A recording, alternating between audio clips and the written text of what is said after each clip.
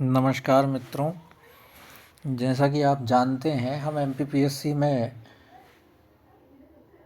Assistant professor MPPSC में हिंदी विषय पर बात कर रहे हैं। इसकी इकाई 9 में कुछ कविताएं दी गई हैं मध्य प्रदेश के कवियों के द्वारा। उन पर हमारे वीडियो लगातार आ रहे हैं और इससे पहले हमने तूफ़ानों की ओर घुमा दो शिव मंगल सिंह सुमन जी की कविता पर बात की थी। अब उनकी ही एक और कविता पर बात करना चाह रहे हैं, पर आंखें नहीं भरी। शिव मंगल सिंह सुमन, जिनका जीवन परिचय हमने पिछले वीडियो में उनकी कविता तूफ़ानों की ओर घुमा दो पर के साथ ही दे दिया है। इस पर आप प्रीवियस वीडियो, जो पिछला वीडियो है, वो आप देख सकते हैं। आइए हम चलते हैं। एक छोटी सी कविता, कितनी बार तुम्हें देखा पर आंखें नहीं भरी, पर आंखें नहीं भरी। यह एक कविता है। इसका मर्म देखा जाए तो ऊपर ऊपर तो प्रेम दिखेगा, लेकिन अंदर से देखा जाए तो इसमें आध्यात्म दिखेगा। इसमें ईश्वर प्राप्ति या अपने प्रियतम की प्राप्ति पर बात की गई है।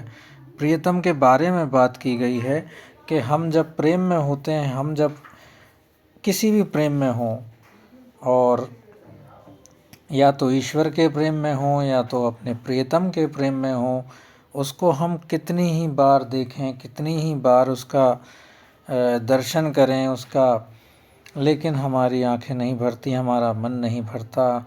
यही बात इसमें कही गई है। तो आइए चलिए पढ़ते हैं। कितनी बार तुम्हें देखा पर आंखें नहीं भरी। कितना प्यारा भाव है। कितनी बार तुम्हें देखा पर आंखें नहीं भरी, सीमित उर में चिर असीम सौंदर्य समा न सका।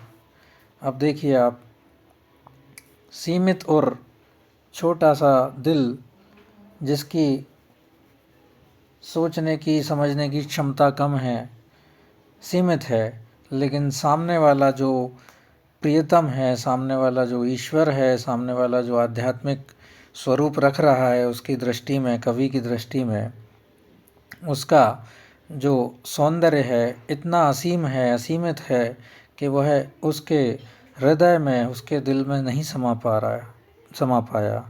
बीन मुग्ध बेसुध कुरंग मन रोके नहीं रुका।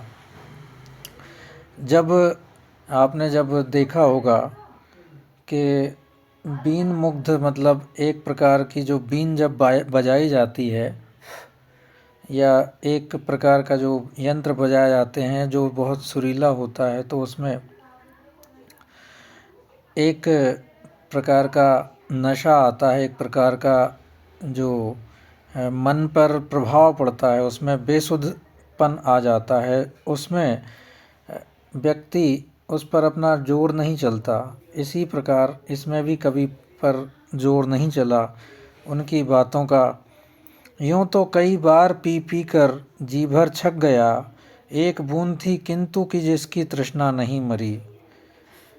व्यक्ति ईश्वर प्राप्ति या अपने प्रीतम की प्राप्ति करने के लिए कितना ही हाथ पैर छटपटा ले, कितनी ही बार उसका संग कर ले, उसको पाने के लिए उसका जो प्रेम रस है प्राप्त कर ले, परंतु कितना ही पी ले और छकने के बाद भी उसके अंदर कुछ तृष्णा, कुछ कमी, कुछ जो उसके मन में जो कमी रह गई है, वो कभी नहीं मरती।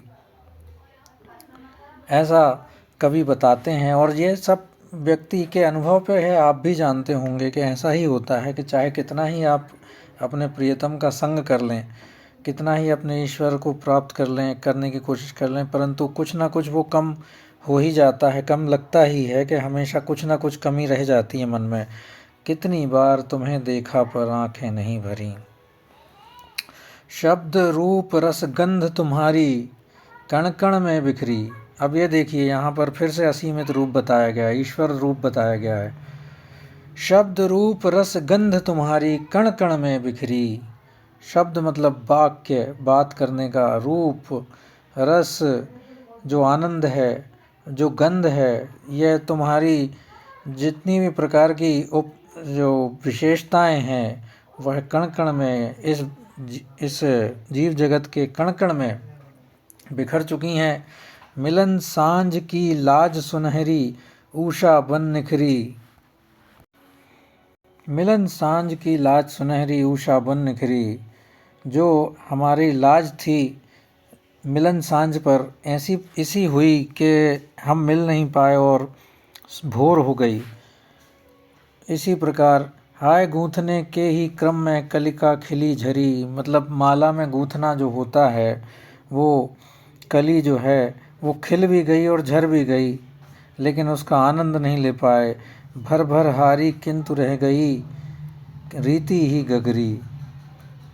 कितना ही हम भरने की कोशिश करें इस जैसे उन्होंने कहा है कि कितनी बार तुम्हें देखा, भर भर हारी किंतु रह गई, रीति ही घगरी। कितना ही हम उसको भरने की कोशिश करें, आध्यात्मिक रूप से देखा जाए कितना ही आदमी जो मनुष्य है पीछे पड़ा रहता है, जिसकी अब इच्छा हो उसके, लेकिन कहीं ना कहीं उसकी अभिलाषाएं अधूरी रह जाती हैं। कुछ बिंदु रहते हैं जो अभिलाषाओं के, वो अधूरे रह जाते हैं, और वो जो गगरी है, जो अभिलाषाओं की गगरी है, वो रीति ही रह जाती है। कितनी बार तुम्हें देखा पर आंखें नहीं भरी। तो यही देखिएगा मित्रों, ऐसी ये कविता थी, इस पर कुछ बातें हमने कही हैं, सुनी हैं। आपको अगर अच्छा लगे तो इसको बताइएगा ज़रूर। बहुत बहुत धन्यवाद।